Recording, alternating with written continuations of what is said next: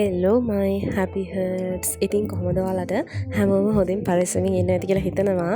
මගෙන් ඔලෙවල්ස් නංගිලා මරිලා ඉල්ල තිබ්බා මේ පාර දෙසැම්බර් ඔලෙවල් ලියන කටේට ස්ටඩි ටිප්ස් ටිකක් කියන්න කියලා.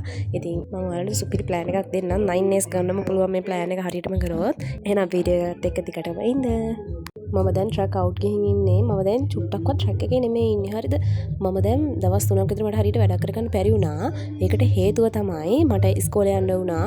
මට ගෙදර හිටියත් පාඩම් හැට නෙමෙයි කරන්න උනේ. මම කොමර්ස් සොසයිටි එකේ ඉන්නවා ඉස්කෝලේ. ඉතින් අපේ කොමර්ස් ඩේ එක දැන් පළාතලින් තේරලා තියෙන්නේ. අපි දැන් සමස්ත ලංකාවට ඉදිරිපත් වෙන්න ඕනේ. අන්න ඒකේ වැඩ ටිකක් තිබ්බා. ඉතින් මම කොමර්ස් සොසයිටි එකේ টপ බෝඩ් එකේ ඉන්නවා. ඉතින් අද අපිට ඒකේ ප්‍රසන්ටේෂන් එකක් තිබ්බා. ඉතින් මම ඒකේ නවුසින් වලට ගියා. ඉතින් ඒකේ ඒ වැඩ ටික දැන් දවස් 3ක් විතර ඉඳලා යනවා. ඒ හින්දා ඉතින් ඔන්න අද තමයි ඉවරුනේ. ලොකු සැනසීමක් එක. හරි දැන් අපේ වැඩ ඔක්කොම ඉවරයි බාහිර වැඩ. දැන් තියෙන්නේ ඉතින් ආයෙමත් ට්‍රැක් එකට වැටෙන්න. දැන් ඉතින් මම කොහොම හරි ආයෙමත් අර කලින් කරගෙන ආවා වගේ වැඩ ටික පටන් ගන්න ඕනි. ඔයාලටත් කියන්න තියෙන්නේ ඔයාලා එක දිගට දෙයක් කරගෙන යනවා නම් ඒක නවත්තන්න එපා. ආයෙ ට්‍රැක් එකට වැටෙන්න පුදුම තරම් අමාරුයි. ඉතින් අපේ සොසයිටි එකේ ඉන්න මැඩම්ලත් කිව්වේ ඊළඟට අහන්නේ ඔයාලගේ රිසල්ට් එක. අපි දැන් කොච්චර හොඳට ප්‍රසන්ට් කරාත් අපි කොච්චර හොඳට තරඟ කරාත් වැඩක් නැහැ නේ අපේ රිසල්ට් එක නැත්තම්. ඉතින් එයාලා ඊළඟට අහන්න අපෙන් ඒක කීයද කියලා. ඉතින් ඒ හින්දා එයාලත් අපිට කිව්වේ හොඳට එක්සෑම් එක කරන්න හොඳට පාඩම් කරන්න මේ කාලෙත් හොඳටම ඇති කියලා. දැන් ඉතින් මම කළේ BS වල ෂෝට් නෝට් එකක් ගහපු එක. මම ඒ ෂෝට් නෝට් එක ගැන කලින් වීඩියෝ එකේ එක්ස්ප්ලেইন කරා. ඉතින් බැලුව නැති කට්ටිය වීඩියෝ එකකින් බලන්න පුළුවන්. ඒකේ මම කියනවා ෂෝට් නෝට් ගහන්නේ කොහොමද කියලා මම යූස් කරන ටිප්ස් මොනවද කියලා. දැන් මට තියෙන්නේ accounts වල ටිකක් බලා ගන්න. මම ඒක තමයි කරන්නේ.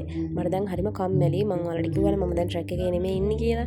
ඉතින් මම ටයිම් එකක් යූස් කරා. මම හිතුවා විනාඩි 20ක් වැඩ කරලා විනාඩි 5ක් බ්‍රේක් එකක් අරගෙන විනාඩි 20ක් වැඩ කරනවා කියලා. අර පොමොඩෝරෝ ටෙක්නික් එකට තමයි ඉතින් මම යන්නේ. ඊට පස්සේ ඉතින් මම හිතාගෙන හිටියේ ටික විනාඩි 20 25 30 ඔහොම යනවා කියලා. 40ට වඩා යන එක එච්චර ඉෆෙක්ටිව් නැහැ කියලා තමයි ගොඩාක් වීඩියෝස් වල මම දැක්කේ. හරි ගයිස් මම දැන් ඔයාලත් එක්ක ෂෙයා කරගන්නම් O-levels නංගිලා මල්ලිලාට යූස් කරන්න පුළුවන් ටිප්ස් සහ මම පොඩි ප්ලෑන් එකක් කියන්නම් මේ විදිහට try කරලා බලන්න. ටික දවසක් යද්දි ඔයාලට තේරෙයි මේක ඉෆෙක්ටිව්ද නැද්ද කියලා. ඉෆෙක්ටිව් නැත්තම් ඔයාලා වෙන විදිහට try කරන්න. ඉෆෙක්ටිව් නම් අනිවාර්යයෙන් මේ ක්‍රමය යූස් කරන්න. ඉස්සෙල්ලාම කියන්න ඕනේ ඔයාලට තව මාස ගොඩක් තියෙනවා. ඉතින් කිසිම ප්‍රශ්නයක් නැතුව 9 days ගන්න පුළුවන්. ඉතින් මේ මාස 5න් 6න් A levels අයත් ඒ තුන දානවා නම් ඔයාලට තව ඊට වඩා ගොඩක් කල් තියෙනවා. ඉතින් ඔයාලට 9 days දානවා කියන එක මහා ලොකු දෙයක් නෙවෙයි.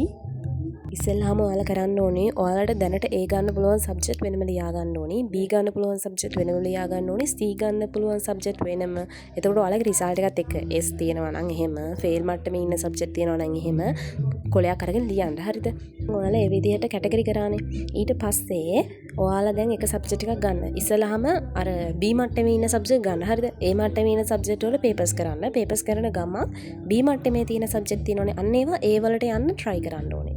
ඊළඟට C වල තියෙන ඒවා B වලට ගන්න. B වලින් කොහොම හරි A එකට යන්න try කරන්න ඕනේ. ඒ විදිහට පිළිවෙලට තමයි යන්න ඕනේ. ඊට පස්සේ ඔයාලට B තියෙන සබ්ජෙක්ට් තියෙනවනේ. අන්නේ B එන සබ්ජෙක්ට් වලට තව ලකුණු චුට්ටයිනේ මදි.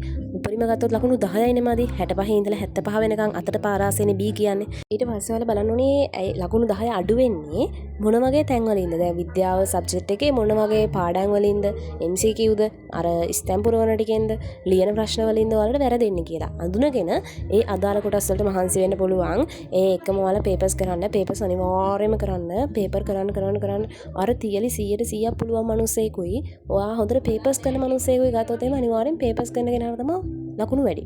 මම මේක ගැරන්ට් කරලා කියන්නේ මමත් අන්තිම කාලේ මේ හිස්ටරි වලට එහෙම පේපර්ස්ම තමයි කරේ. ඊට වැඩි දෙයක් කරේම නැහැ. මට ඉතින් හිස්ටරි වලට ඒක තියෙනවා. මට ඒ හිස්ටරි තමයි අමාරු වෙලා තිබ්බේ. මම පාඩම් කරන්න චුට්ටක් කැමති නෑ දන්නවනේ. ඉතින් ඒ හින්දා පේපර්ස් අනිවාර්යයෙන්ම කරන්න. පාඩම් ලියා ගත්තාම ලේසි. ඔයාලා ඒක ඉස්සරහින් දාගන්න මේක අනිවාර්යෙන් කරන්න කියලා රතු පාටින් ලියන්න. ඊට පස්සේ ඉතින් සමහර පාඩම් තියෙනවා. ඒ පාඩම් වලින් අහන්නේ සමහර වෙලාවට MCQ 2ක් 3ක් විතරයි. ඉතින් ඒ වගේ පාඩම් අන්තිමටම තියාගන්න. එතකොට අපිට වෙලාව තිබ්බොත් ඒවා බලන්න පුළුවන්. නැත්නම් ඉතින් ඔයාලා දැන් ගොඩාක් පේපර්ස් කරද්දී පේපර්ස් වලින්ම ඔයාලා මෙහෙම වැඩ කරලා හොඳට වැඩ කරන්න. හොඳට වැඩ කරලා සෙකන්ඩ් ටර්ම් ටෙස්ට් එක ලියන්න. සෙකන්ඩ් ටර්ම් ටෙස්ට් එක ලිව්වාට පස්සේ දැන් ඔයාලගේ පේපර්ස් බලන්න මැඩම්ලානේ. එතකොට ඔයාලට තේරෙනවා ඔයාලට A තියෙන ගානයි B තියෙන ගාන C තියෙන ගාන හැම සබ්ජෙක්ට් ඔයාලට තේරෙනවනේ. ඊට පස්සේ ටර්ම් ටෙස්ට් එකේදී ඊට වඩා වැඩ කරලා ඒකෙදි කොහොම හරි 9 A's වලට ටාගට් කරන්න. ඊට පස්සෙත් මොකක් හරි එක සබ්ජෙක්ට් එකක් හරි අඩු වුණොත් ඒකට මහන්සි වෙන්න කල් තියෙනවා. අන්තිම මාස දෙකක් තුනක් තියෙනවා. ඉතින් ඒ හින්දා ඔයාලා හොඳට වැඩ කරන්න. මම හිතනවා මම කියපුවා ටිකක් තේරෙන්න ඇති කියලා. ඉතින් මේ තියෙන්නේ විද්‍යාව වල 10 වසර පාඩම් ටික. මේ තියෙන්නේ 11 වසරේ පාඩම් ටික. ඉතින් ඔයාලට කැමති කට්ටියට වීඩියෝ එක පෝස් කරලා ඒ ටික ලියා ගන්න පුළුවන්. මම මේක ගත්තේ Google එකෙන්. ඔයාලටත් එක එක පොත පෙළ ඉන්න කම්මැලි නම් සේරම සබ්ජෙක්ට් ටික වෙන වෙනම ගහ ඒ ටික ලියාගෙන වැඩ ටික පටන් ගන්න පුළුවන්. ඔයාලා පාඩම් කළේ වුණාම ඒ ටොපික් එක ඉස්සරහින් හරි ලකුණක් දාගන්න. ඒ විදිහට එක පිරීලා ඉවර වෙද්දී ඔයාලගේ ලකුණු වැඩි වෙද්දී ඔයාලටම ආස හිතෙයි. මම මේ ෆොටෝස් දෙක අපේ channel එකෙත් share කරන්නම්. මේකේ පේනවත් දන්නේ නැහැ. මොකද ස්ක්‍රීන් එක පොඩිනේ.